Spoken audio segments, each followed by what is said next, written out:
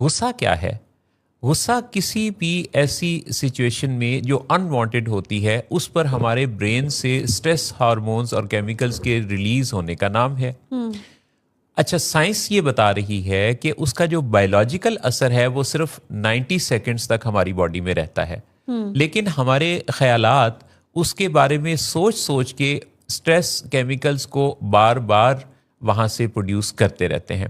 یعنی اگر ہم صرف اپنی سوچ بدل لیں تو اس غصے کی کیفیت میں جو بایولوجیکل اثر ہے وہ 90 سیکنڈز کا ہے، لیکن ہمارے جو مائنڈ کی پروگرامنگ ہے وہ کچھ ایسی ہوئی ہوتی ہے کہ ہم بار بار اس چیز کو یاد لا کے اسٹریس کیمیکلز کو ریلیز کرواتے رہتے ہیں. غصہ ایک سیکیورٹی گارڈ بھی ہے. سیکیورٹی گارڈ ایسے کہ جب ہمیں لگتا ہے کہ کسی نے ہماری بات کی قدر نہیں کی، ہم پہ کرٹیسائز کیا، ہمارے اوپر تنقید کی، تو ہمیں لگتا ہے کہ یہ وہ ہماری شخصیت سے انکار کر رہا ہے، نفی کر رہا ہے. تو اس کے رد عمل میں ہم اس پر غصہ ہوتے ہیں. پیچھے ہمارے یہ خیال ہوتا ہے کہ یہ میری قدر افزائی کیوں نہیں کر رہا. کئی دفعہ غصہ پیچھے کی تکلیف کے بارے میں ہوتا ہے، جس تکلیف کا آپ کے پاس کوئی حل نہیں ہوتا، اور دوسرا اپنی کوئی بات کر رہا ہوتا ہے، تو سب سے زیادہ ہم غصے کی کیفیت سے گزرتے ہیں کہ یہ میرے جذبات کو کیوں نہیں سمجھ رہا، اس سے یہ سمجھ کیوں نہیں آ رہی کہ میرے اندر اس وقت کیا چل رہا ہے. غصے کی ایک وجہ یہ بھی ہے کہ ہم میں سے اکثر یہ سوچتے ہیں کہ میرا جو غصہ ہے وہ فلاں کی وجہ سے آیا، یعنی اس نے کوئی کچھ ایسا کیا جس کے نتیجہ میں میرے اندر غصے کی کیفیت پیدا ہوئی. غصے کی کیفیت میں یہ یاد رکھنا بڑا ضروری ہے کہ میرے اگر جذبات کا ریموٹ کنٹرول کسی اور کے پاس ہے تو ایک تو کیا میں کوئی کٹ پتلی ہوں کہ میرے بٹن کوئی اور دبائے گا، دوسرا کیا میں کوئی مشین ہوں کہ میرے جذبات کے اندر کوئی بھی ارتعاش پیدا کیا جا سکتا ہے کہیں بھی بٹن دبا کر. امپورٹنٹ بات یہ ہے کہ اگر ہم اپنے جذبات میں شامل ہونے کی بجائے، جذبات کے اندر گھل مل جانے کی بجائے ان سے الگ ہو کر اپنے جذبات کا آبزرور بن جائیں، یعنی ہم دور سے دیکھیں کہ میرے اندر کیا کیفیت چل رہی ہے. جیسے کوئی کومنٹیٹر کھیل کے میدان پر نظر رکھتا ہے تو ہمارے اندر جذبات کے چلتے ہوئے اس کھیل کو اگر ہم ایک تائرانہ نظر سے دیکھ سکیں تو ہم یقینی طور پہ دونوں کو الگ الگ پہچان سکیں گے کہ یہ میں ہوں، یہ میرے جذبات ہیں. لیکن اگر ہم خود جذبات کا حصہ بن جائیں گے تو پھر وہ رد عمل آئے گا جو کہ ہم دیتے رہتے ہیں. ایک اور اہم بات بھی یاد رکھنے کی ہے کہ ٹریگر اور ریئیکشن، ان دونوں کے درمیان فرق ہوتا ہے. آپ نے دیکھا ہوگا کہ بہت دفعہ بہت سارے لوگ یہ کہتے ہیں کہ غصے میں نے جو فلاں کام کیا وہ مجھے اس وقت سمجھ ہی نہیں آیا. ایکچولی یہ جو کہتے ہیں نا کہ سمجھ نہیں آیا، یہ نہ سیکھنے کی وجہ سے ہوتا ہے. اگر یہ سیکھا ہوا ہو اور غور کیا ہوا ہو اور سمجھا ہوا ہو تو یہ غلطی نہیں ہوتی، کیونکہ ٹریگر اور ریئیکشن کے درمیان ایک بہت باریک سی لائن ہے. جی.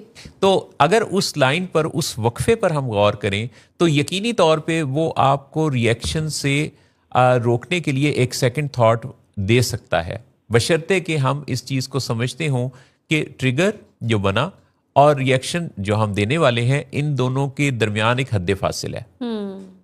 زبردست، بہت اچھا. محسن، بہت سے لوگ جو ہیں میں نے دیکھا ہے کہ ڈسپلیس بھی کرتے ہیں. جی.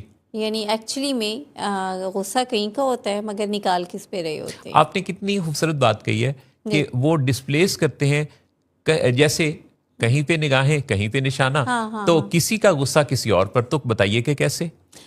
جیسے اس پہ ایک پکٹوریل انہوں نے ایک پریزنٹیشن دی بڑی خوبصورت، جس میں انہوں نے بتایا کہ باس نے اپنے امپلائی کو جب ڈانٹا آفس میں کسی بات پہ بہت غصے سے، تو امپلائی نے گھر آتے ہی سب سے پہلے وہ غصہ اپنی بیگم پہ نکالا.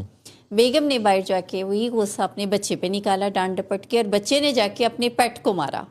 تو اس پہ انہوں نے بتایا کہ کس طریقے سے ہم اپنے اینگر کو، اپنے موڈ کو ڈسپلیس کرتے ہیں جب ہم رائٹلی اس کو ایکسپریس کرنا نہیں جانتے. بہت اچھی، بہت ہی عمدہ. جی، جب ہم اس کو رائٹلی ایکسپریس کرتے ہیں تو اس سے ہمارے مسائل بہت حد تک حل ہو جاتے ہیں. ایٹ ٹائم تو اس طرح ہوتا ہے کہ جب لوگ ڈسپلیس کر رہے ہوتے ہیں تو جس پہ ڈسپلیس کیا جا رہا ہوتا ہے اس کو پتہ ہی نہیں ہوتا کہ میرا قصور کیا ہے. جی. اور وہاں سے پھر سمجھیں کہ تعلقات کافی حد تک خراب ہو جاتے ہیں. یعنی اب جس پہ آپ نے غصہ اتارا اور اس کا کوئی قصور نہیں تھا تو سمجھیں اس کا ٹرسٹ بھی شیک ہو گیا، اس کا کانفیڈینس شیک ہوا.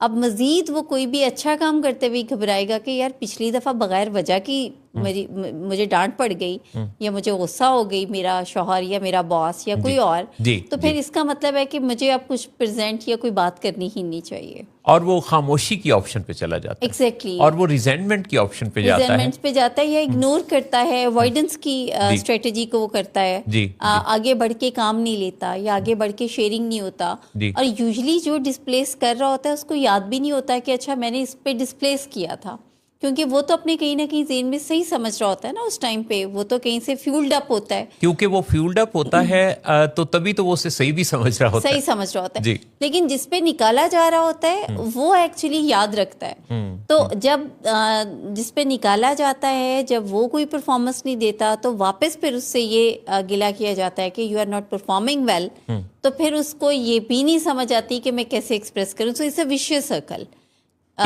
ایک غلطی کے بعد دوسری غلطی کے بعد پھر تیسری غلطی. بالکل صحیح.